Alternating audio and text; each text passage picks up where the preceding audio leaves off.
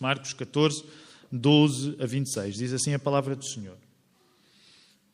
No primeiro dia dos pães asmos, quando sacrificavam a Páscoa, disseram os discípulos a Jesus: onde queres que vamos fazer os preparativos para comer a Páscoa? E enviou Jesus 2 dos seus discípulos e disse-lhes: ide à cidade, e um homem que leva um cântaro de água vos encontrará. Segui-o. E onde quer que entrar, dizei ao senhor da casa: o mestre diz: onde está o aposento em que hei de comer a Páscoa com os meus discípulos? E ele vos mostrará um grande cenáculo, mobilado e preparado. Preparai-a ali. E saindo os seus discípulos, foram à cidade e acharam como lhes tinha dito. E prepararam a Páscoa. E chegada à tarde, foi com os 12. E quando estavam assentados a comer, disse Jesus: em verdade vos digo, que um de vós que comigo come, há de trair-me. E eles começaram a entristecer-se e a dizer-lhe, um após outro: porventura sou eu, Senhor? E outro: porventura sou eu, Senhor? Mas ele, respondendo, disse-lhes: é um dos 12 que mete comigo a mão no prato. Na verdade, o Filho do Homem vai, como dele está escrito, mas ai daquele homem por quem o Filho do Homem é traído. Bom seria para o tal homem não haver nascido.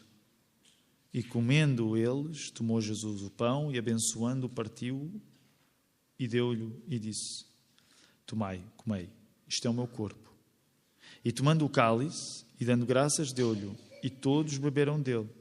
E disse-lhes: isto é o meu sangue, o sangue do Novo Testamento, que por muitos é derramado. Em verdade vos digo que não beberei mais do fruto da vide, até aquele dia em que beber novo no reino de Deus. E tendo cantado o hino, saíram para o Monte das Oliveiras. Hoje eu gostava que vocês pudessem pensar em festas, porque para todos os efeitos é uma festa aquilo que está a acontecer aqui. De onde é que vem esta festa? Vamos recapitular aqui algumas ideias importantes. De onde é que vem esta festa que agora está a acontecer? A festa na qual Jesus e os seus discípulos estão metidos. Que festa é esta? Vamos lá. É a festa da... Como? É isso, é a festa da Páscoa, é a Páscoa. Ok, o que é que podem dizer acerca da festa da Páscoa a alguém que não tenha qualquer tipo de conhecimento? Onde é que vinha a festa da Páscoa? Tendo em conta que hoje, na era cristã, quando nós falamos na festa da Páscoa, as pessoas já atribuem a festa da Páscoa a quem? A quem? A quem é que atribui as pessoas a festa da Páscoa? A maior parte das pessoas hoje, quando eu falar na Páscoa em Portugal, atribui a Jesus. Mas nós sabemos que a festa da Páscoa, antes de ser atribuída a Jesus, e ainda bem que é atribuída a Jesus, mas ela não tinha esse significado claro ainda. Então, falem-me rapidamente acerca do significado da festa da Páscoa para os judeus, para aqueles que sabem a Bíblia aqui, possam explicar aos outros que não têm um conhecimento, podem não estar tão familiarizados. Expliquem a festa da Páscoa, rápido. Rápido. Michel, o que é que tu disseste? É a saída do Egito, sem dúvida. Ok, Michel já vos ajudou a toda a gente. Saída do Egito. Porquê que era importante celebrar a saída do Egito? Porquê que era importante fazer uma festa a lembrar a saída do Egito? Por quê? Porque Deus tinha libertado o povo. O que é que o povo era, antes de ser libertado, era preso. E que tipo de povo preso é que era aquele? Era um povo que era escravo no Egito. Portanto, tinha passado lá muito tempo como escravo. Não tinha chegado lá escravo, tem a ver com o final da história do livro de Gênesis, quando José foi parar ao Egito e depois a sua família, mas depois tinha ficado lá escravo. Início da história do livro do Êxodo. Uma festa tinha sobrado desta experiência incrível, única, histórica, traumática, milagrosa da libertação do povo do judeu. Um dos detalhes, falem acerca de um dos detalhes, formalidades que eram preciso ter quando os judeus celebravam a festa da Páscoa tantos anos depois de ter acontecido esta libertação. Só detalhes. Eu depois vou dar mais, mas quero só ouvir alguns detalhes. Pães asmos, que significava o quê, Michel?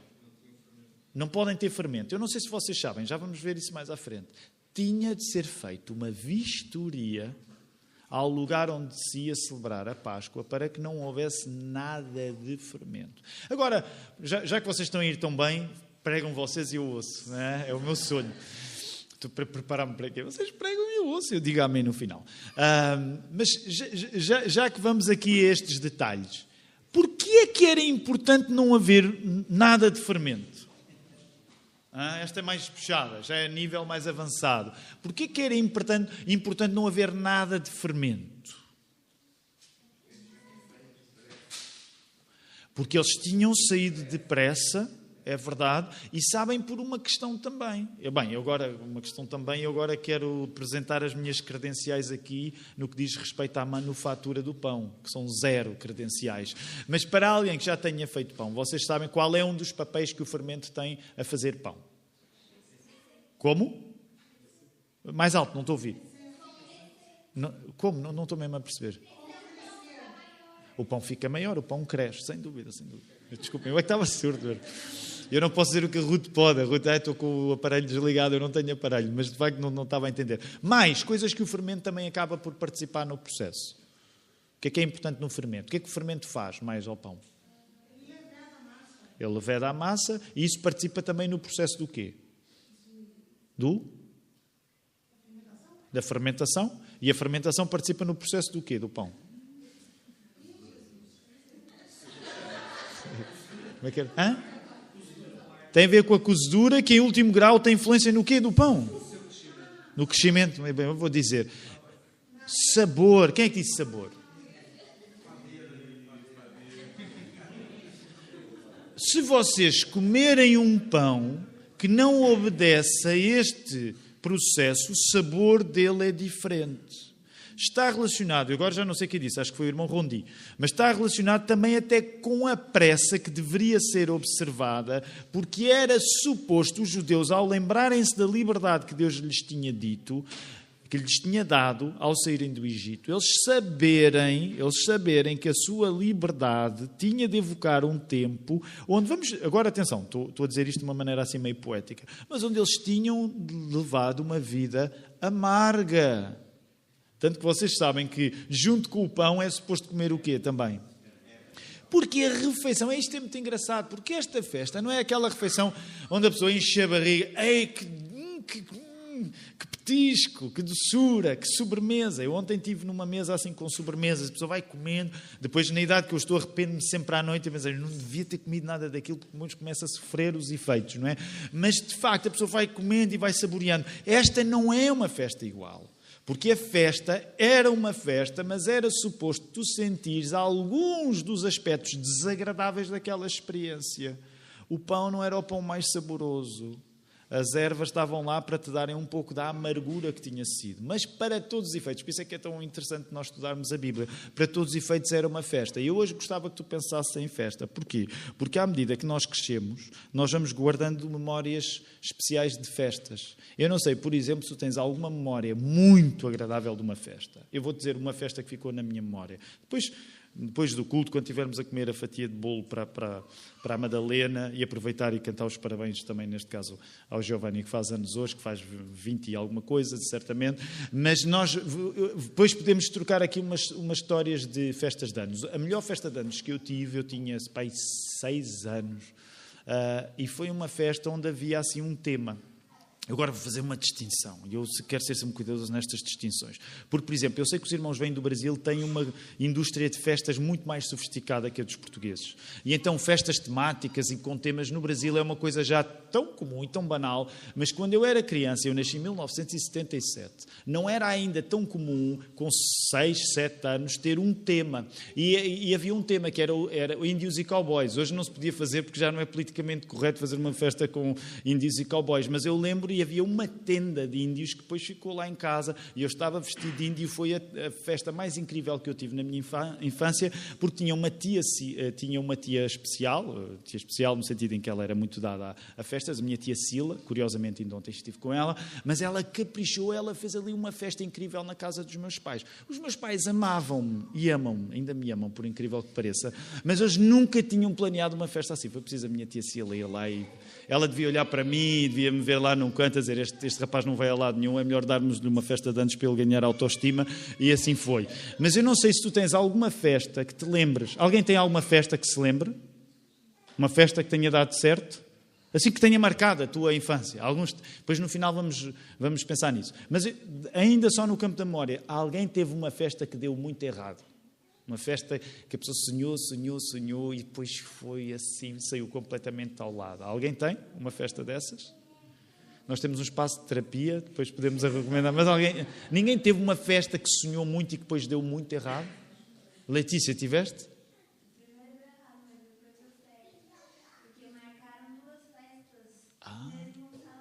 No mesmo salão. Pobre Letícia.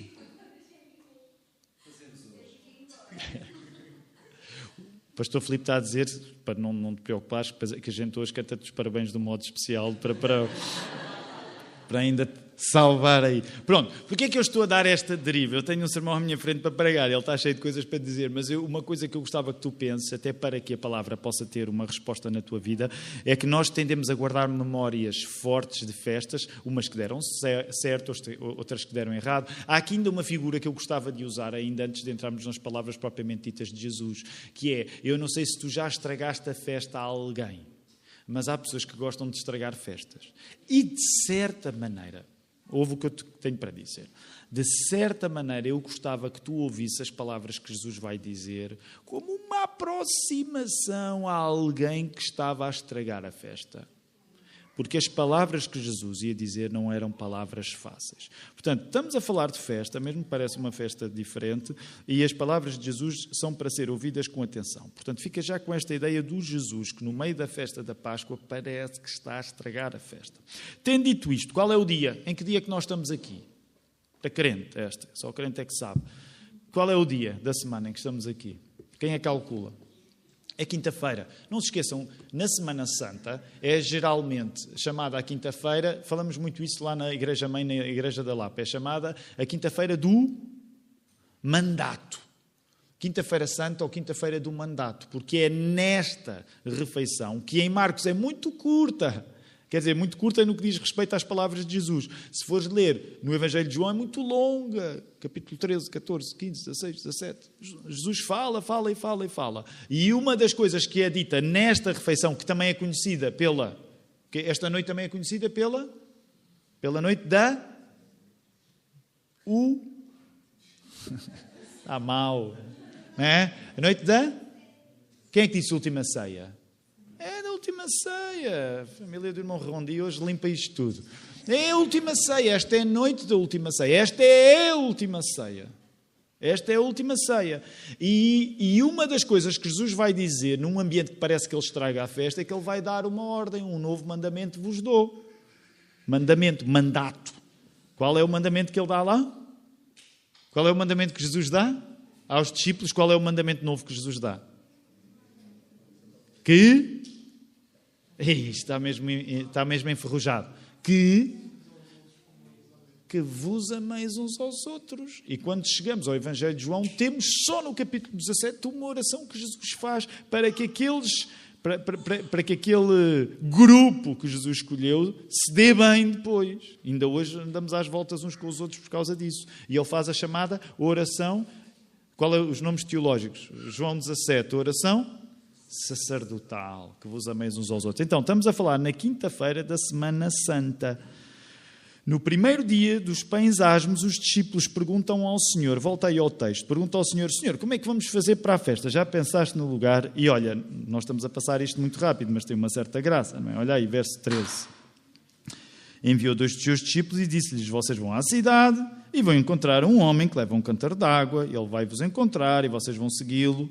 E onde quer que ele entrar, dizei ao senhor da casa. O mestre diz, onde é que eu hei de fazer a festa? Estou a parafrasear, não é? E ele vos mostrará um grande cenáculo, uma sala, mobilada e preparada. Preparai-a ali. A maneira como Jesus conta estas coisas é assim meio enigmática. Porque, de repente, Jesus, ao contrário de outros episódios no Evangelho de Marcos, onde às vezes Jesus mostra que não sabe determinadas coisas, ele aqui fala e ele está no conhecimento de tudo o que vai acontecer. Tanto que as pessoas ouvem, não é? E ficam pensando, uau, é assim? A gente encontra assim, vocês chegam lá. Quando é que isto já tinha acontecido assim? Revisão da matéria dada. Quando é que isto já tinha acontecido assim parecido? Em que Jesus diz, vocês vão ali, vão fazer isto e alguém vai fazer aquilo. Quando é que isto já tinha acontecido? Em Marcos. No jumentinho, lembram-se? no jumentinho já tinha acontecido. Então, nós estamos a falar na festa, que era a mais importante de todas, a da Páscoa. Sabemos pelo Evangelho de Lucas, não pelo Evangelho de Marcos, nós sabemos que estes 2 discípulos são Pedro e João. Eles deviam ir à cidade, em Jerusalém, e seguir este tal homem que ia levar um cântaro de água. Onde quer que eles entrassem, eles deviam entrar, deviam perguntar pela sala onde Jesus e a sua comitiva deveriam comer a Páscoa. A ordem de Jesus era algo misteriosa, porque Jesus não estava a explicar muito. E fazem-nos recordar, lá está, ocasiões parecidas como as do jumentinho. O facto é que esse homem, acerca do qual Jesus instrui, acabará por mostrar o cenáculo, que é uma sala nobre. Sabem o que quer dizer cenáculo? A rigor, sabem o que quer dizer cenáculo? É a sala do primeiro andar. É a sala do primeiro andar, onde a ceia devia tomar lugar. A partir daí havia tarefas a cumprir. Por exemplo, já vos falei, deveria haver a ausência absoluta de qualquer partícula de fermento. Os lugares deviam ser dispostos para os convidados se reclinarem, porque aquelas pessoas não sentavam à mesa como nós sentamos, elas reclinavam-se. E devia haver uma vela colocada para alumiar a divisão que deveria ficar em silêncio. Não era festa com música, está bem? Não havia música. Os teólogos acham provável que este homem que veio preparar estas coisas, o homem que Jesus indica, fosse um discípulo anónimo, pela prontidão da resposta, mas nós não temos esses detalhes. Cerimónia. Agora quero falar-vos da cerimónia propriamente dita. E, portanto, a partir de agora, já estamos aí, verso 17, chegada à tarde, foi com os 12. Verso 18, quando estavam assentados a comer, disse Jesus. Então, ainda antes de irmos às palavras de Jesus, deixem-me falar-vos da cerimónia. Porque esta festa tinha uma liturgia muito especial, ok? Esta ceia era uma ceia, era um memorial e, num certo sentido, era uma festa, mas ao mesmo tempo era um ato de culto, que é uma coisa um pouco estranha para nós, porque hoje nós vivemos numa sociedade que uma coisa é festa, outra coisa é religião, no sentido em que é verdade que os nossos cultos devem ser festas, mas estão a ver, imagina que é uma festa, mas que tinha de ser cumprida aqui com muito rigor. Para vocês terem ideia, pães asmos, sem fermento, ervas amargas, já falámos nisso, e 4 cálices de vinho tinto misturado com água. Uma pessoa deveria presidir, o MC, mestre das cerimónias, tomaria na mão direita um primeiro cálice, o da consagração, e pronunciaria uma bênção sobre o vinho e a festa, dizendo: bendito sejas tu, Javé, nosso Deus, Rei do universo, que criaste o fruto da vide. O que é o fruto da vide? O que é o fruto da vida? Mas qual é o fruto da vida? A irmã Carolina tem razão, mas o que é? O que é o fruto da vida? Que Jesus está à espera, olha o tempo a passar e ele ainda não voltou a beber. É o que ele diz lá. Qual é o fruto da vida? É vinho, meus irmãos. Eu espero que não haja nenhuma reserva em relação a isto. É mesmo vinho, ok? O fruto da vide, o fruto da uva é o vinho. Todos sabem disso, certo? Eu sei que há sumo de uva, mas essa é outra história, depois não está agora aqui. Então, o que é que faria? O cálice, depois provaria do cálice e passaria aos presentes. Era trazida a água onde lavaria as mãos e assim, como de seguida, lavaria as ervas amargas, seriam trazidas para a mesa também. Mais uma vez o celebrante abençoaria agora as ervas das quais comeria e começava então o Agadá, a declaração das circunstâncias do livramento do Egito. Enchia-se o segundo cálice de vinho e uma criança ou um prosélito. O que era um prosélito? Uma criança ou um prosélito? O que era um prosélito? Era alguém que não tinha origem judaica, que se tinha convertido ao judaísmo, perguntaria: o que é que significa este serviço? E a resposta, era uma resposta fixa, incluía o Alel. O que é o Alel? O Salmo 113 e o Salmo 14 cantados. Eu sei que estou a despachar isto muito rápido, mas é só para vocês verem, isto tinha uma liturgia. Não era quando é que se come o bolo. Não, percebem, isto não é uma festa qualquer. Isto tinha uma liturgia. E então, nessa altura, depois destes salmos 113 e 114 serem cantados, o segundo cálice era bebido. Novamente o celebrante lavava as mãos e tomava 2 pães asmos, pronunciando a ação de graças, que dizia assim: bendito és, Senhor nosso Deus, Rei do universo, que trazes fruto da terra. E ele distribuía então uma porção do pão por todos, assim como ervas amargas que eram mergulhadas no charocete, que era um molho. Todos comiam. A carne do cordeiro, finalmente chegava a carninha, a carne do cordeiro era agora consumida e o celebrante levantava as mãos e dava graças com o terceiro cálice, o cálice da bênção, e passava-o aos restantes.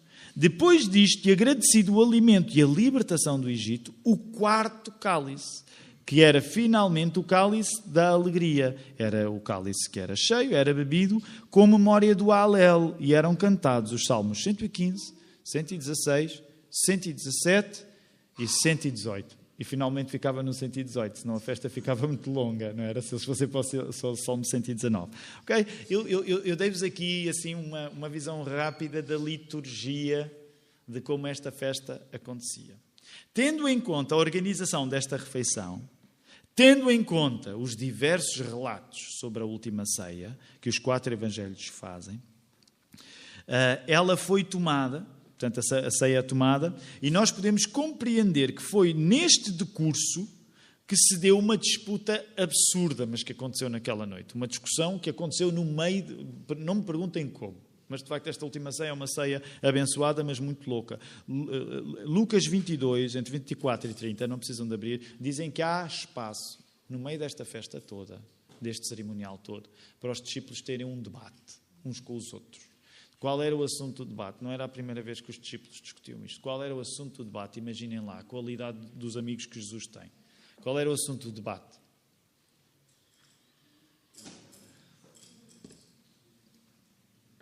O pastor Filipe já ajudou, ainda bem que não ouviram para terem de responder vocês. Qual era o assunto do debate?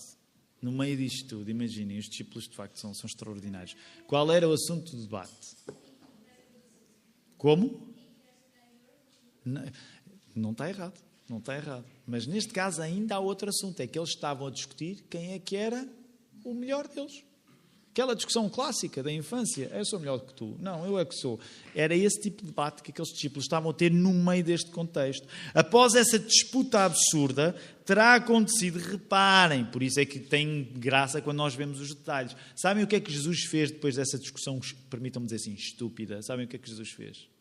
Para calar aqueles desgraçados que o seguiam. O que é que Jesus fez aos homens que estão a discutir quem é que é o maior? Terá sido aí que ele fez o quê? Lavou os pés aos discípulos. E então aí terá terminado a refeição. Só então se teria passado a conversa que Marcos está a registrar aqui entre o verso 18 e 21, acerca da traição iminente. Porque quando vocês leem os evangelhos, as cronologias, as sequências não são fáceis de compreender.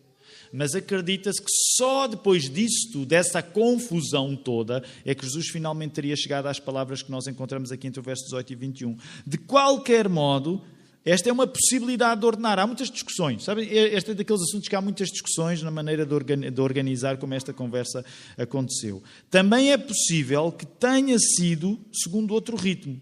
Agora, compreender a sequência destes momentos faz-nos sempre ter de ler a Bíblia no seu contexto. Nós agora estamos a ler Marcos, mas se tu quiseres ter mais detalhes, precisas começar a ler todos os outros lugares. Muito rapidamente.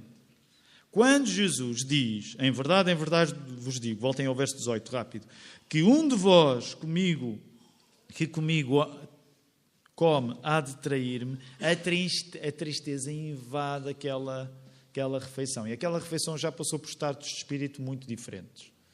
Como é que se diz? Basófia. Quem é o maior? Vergonha. Agora, imaginem, Jesus acabou de dizer que um deles vai traí-lo. Eles começam todos a pensar, mas sou eu? Sou eu? Não sou eu. Portanto, imaginem, eles ficam aflitos. E é interessante que todos começam a perguntar, sou eu? Curiosamente, e há aqui uma coisa que eu quero dizer a favor dos discípulos, porque eu acho que uma das coisas interessantes quando nós estamos no Evangelho é que nós nos apercebemos da tolice dos discípulos. Mas deixa-me dizer, há uma coisa bonita no meio disto tudo, é que pelo menos eles perguntaram, sou eu? Imagina que Jesus era o Ricardo, e eu sou, por exemplo, Pedro. Não é? Eu podia pensar assim, é o João? É o João? E ao mal por mal eles perguntaram, sou eu? Foi a coisa talvez mais bonita que eles fizeram naquela refeição. Foi perguntar, sou eu? Não foi? Não, de certeza que é eu. Não, é que isto é interessante. Em tantas coisas que os discípulos falham, aparentemente não falharam nesta. Depois, o Evangelho de João conta-nos que Pedro toma a iniciativa de mandar o próprio João perguntar a Jesus quem seria o traidor. Depois há detalhes, porque lá está, João conta-nos isto. Pedro incumbe João para João tentar saber quem é que era. Para o qual a resposta obtida no momento apenas por João é que esse homem seria o que recebesse de Jesus o pedaço molhado, equivalente ao que levasse o seu pedaço de pão ao molho, ao mesmo tempo que Jesus faria. Só depois a informação chegaria a Pedro e se ia generalizar a todos os discípulos. O Evangelho de João conta ainda que nesse momento o diabo apoderou-se de Judas e Jesus disse ao traidor uma coisa que, por exemplo, Marcos não conta aqui. O que é que Jesus disse ao traidor, a Judas, quando o diabo entra dentro de Judas? Ele diz uma coisa ainda no contexto daquela refeição, não é?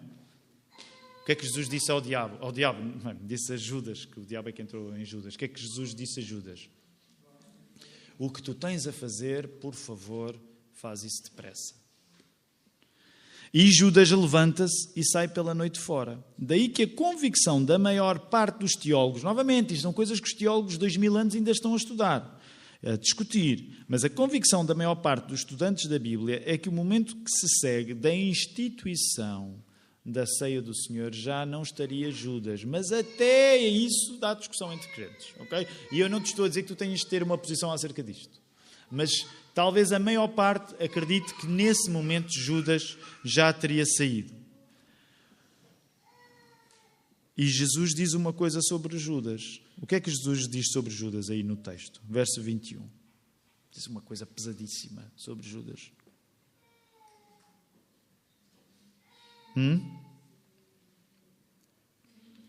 Era melhor que ele não tivesse nascido. Era melhor que ele não tivesse nascido. Agora, eu quero terminar esta mensagem, mas deixa-me dizer uma coisa. Eu passo a citar um pastor muito querido para muitos de nós, que faleceu o ano passado, o pastor Tim Keller. Ele tem um livro valente sobre o Evangelho de Marcos que chama-se The King's Cross, creio eu. E uma coisa muito interessante, eu quero dizer-te esta frase que o Tim Keller diz. Nós não encontramos agora um cordeiro em cima da mesa, porque encontramos agora o cordeiro a presidi-la. É o cordeiro do mundo. Todas as Páscoas celebravam o passado e apontavam para Jesus. E agora o cordeiro final está a oficiar a Páscoa. Esta é uma ideia muito forte. Eu não tenho muito tempo agora para ir a detalhes aqui, mas esta é uma ideia muito forte que eu gostava que tu considerasses. Esta Páscoa é absolutamente única, porque depois de tantas Páscoas feitas ao longo do tempo, esta Páscoa está a ser oficiada pelo Cordeiro que todos os outros cordeiros apontavam para.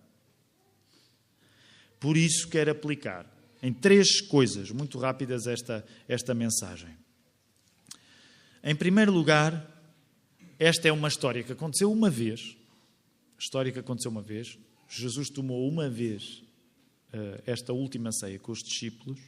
Jesus morreu apenas uma vez. Jesus ressuscitou apenas uma vez. Mas esta história é para se aplicar à tua vida. Esta história é particular, mas é para se aplicar à tua vida. Ela tem de se generalizar. Porquê? Porque um dia, e esta é a parte assim dura, que é preciso assumir.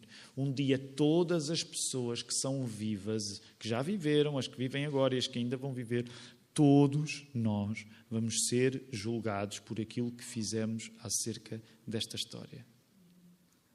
Todos, sem exceção. Deixa-me contar isto. Ontem eu saí um pouco, os meus cunhados, meu pai comprou um carro e ele ainda não sabe, não está habituado, é um carro automático. Estão a ver? Velha guarda. Então queria apoio. Aliás, foi o teu pai, o Vítor, o pai do Ricardo, que é muito amigo do meu pai, que o conduziu, foi comprar um carro novo e foi o teu pai que conduziu. Então ele estava, estão a ver os velhotes, eu digo isto com respeito, o meu pai tem um carro novo, mas ainda não mexeu nele, e então, porque não quer estragar, então ele foi passear connosco, que era para nós acompanharmos, dizer, se não custa nada, ligas o botão e é tipo carrinho de choque para a frente e para trás e vamos embora.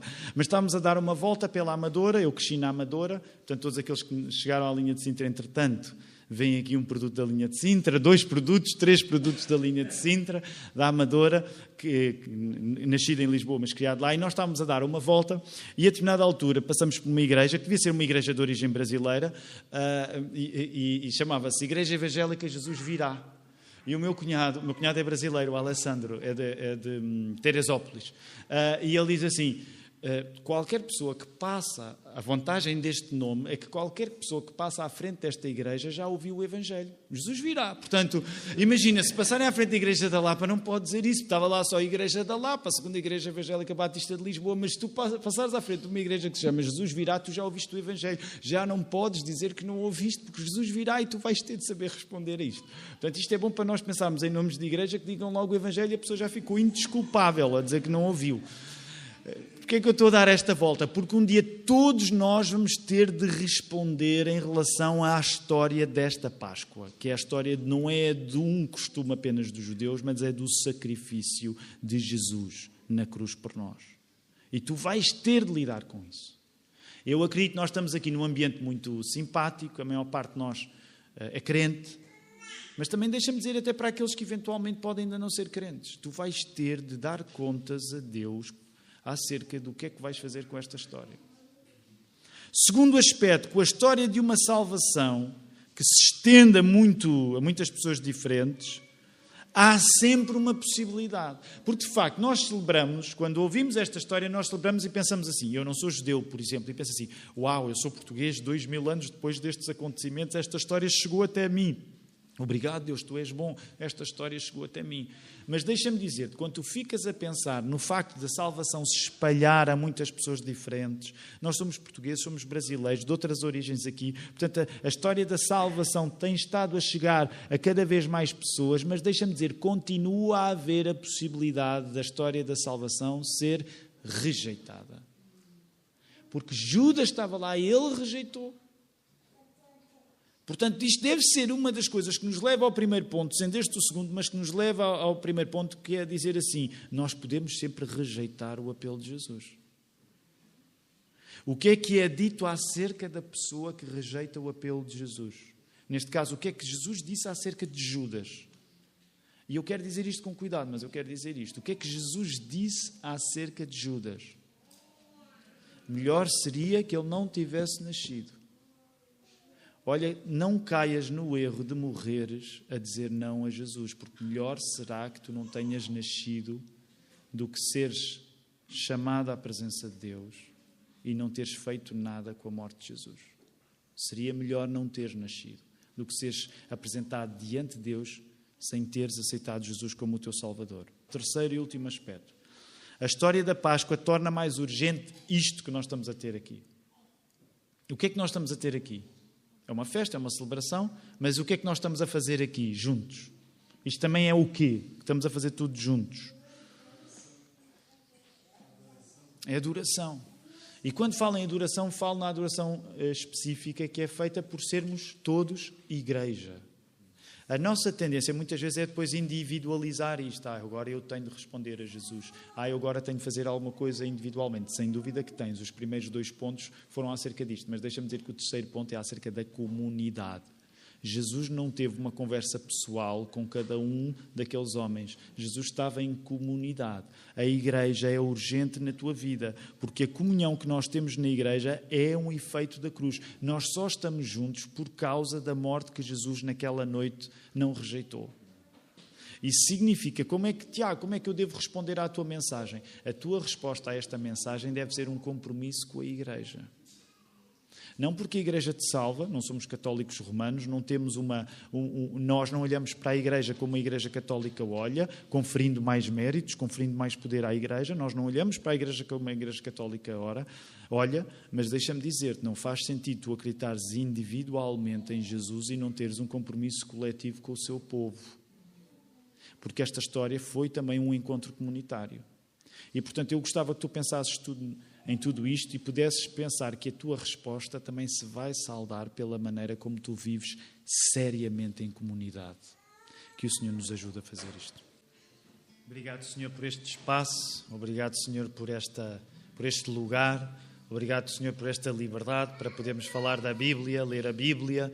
Obrigado, Senhor, por podermos orar. Obrigado, Senhor, por podermos cantar. Obrigado, Senhor, porque temos a liberdade de fazer isto tudo e lembramos os nossos irmãos que não têm. Ó Senhor, faz-nos ser bons mordomos da liberdade que nos tens dado, dos privilégios até, Senhor. Nós não queremos sair daqui a sentir-nos culpados, pelo contrário, libertados, como o povo que foi libertado do cativeiro do Egito. Ó Senhor, mas isso não acontece também na nossa vida sem um sentido de responsabilidade, de resposta, em primeiro lugar a Ti e depois em relação ao Teu povo. O que nós pedimos nesta tarde, no início desta semana, Senhor, é que Tu faças de nós pessoas de fé, que não têm medo em dizer sim ao Cordeiro que se deu por nós, e que isso aconteça através de uma vida comprometida com esta igreja local também. Nós não oramos só por esta igreja, porque esta igreja é esta, mas o mundo está cheio de igrejas que pertencem à noiva, que é a igreja global, a igreja universal. Ó Senhor, nós pedimos que este seja um domingo cheio de coisas boas em todas as igrejas onde o Teu nome é pregado. Ó Senhor, e que isso seja um descanso para nós, que nos motive e nos levante para a semana cheia de desafios que, segundo a Tua vontade, teremos pela frente. Oramos isto em nome de Jesus. Amém.